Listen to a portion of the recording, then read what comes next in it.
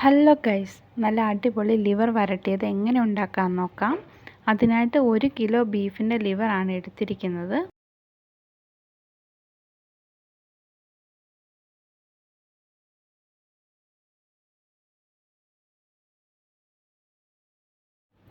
ലിവറെല്ലാം നന്നായിട്ട് കഴുകിയെടുത്തിട്ടുണ്ട്. കഴുകിയെടുത്ത ലിവർ അതിൻ്റെ വെള്ളം എല്ലാം പോകാൻ വേണ്ടി വെച്ചിട്ടുണ്ട്. പിന്നെ ഒരു കുക്കർ എടുത്ത് അതിലേക്ക് കുറച്ച് കറിവേപ്പില, 10-12 ചെറിയ ഉള്ളി, ഇഞ്ചി വെളുത്തുള്ളി പേസ്റ്റ്, 1/4 ടീസ്പൂൺ മഞ്ഞൾപ്പൊടി, 1 സ്പൂൺ മുളക് പൊടി, 1/2 സ്പൂൺ മല്ലിപ്പൊടി, 1/2 സ്പൂൺ ഗരം മസാല, പെരിഞ്ജീരകത്തിൻ്റെ പൊടി, കുരുമുളക് പൊടി 1/2 സ്പൂൺ, ആവശ്യത്തിന് ഉപ്പും കുറച്ച് വെളിച്ചെണ്ണയും കൂടി ചേർത്ത് ഇളക്കി കുക്കറിൽ ആദ്യ വിസിൽ വരുന്നവരെ വലിയ തീയിലും പിന്നെ അത് കഴിഞ്ഞാൽ മീഡിയം ഫ്ലെയിമിൽ ഒരു 3 വിസിൽ വരുന്നവരെ വേവിച്ചെടുക്കാം.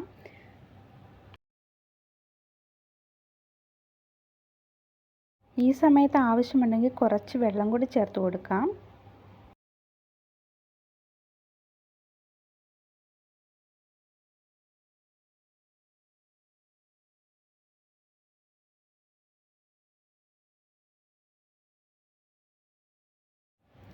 ഈ സമയം കൊണ്ട് സവാള ഒന്ന് വഴറ്റിയെടുക്കാം. അതിനായിട്ട് ചീനച്ചട്ടി അടുപ്പിൽ വെച്ച് വെളിച്ചെണ്ണ ഒഴിച്ച് കറിവേപ്പില ഇട്ട് കൊടുക്കാം. അതിലേക്ക് 1/2 മുറി സവാള നീളത്തി അരിഞ്ഞത് ചേർത്ത് കൊടുക്കാം. സവാള നന്നായിട്ട് വഴണ്ട് വരണം.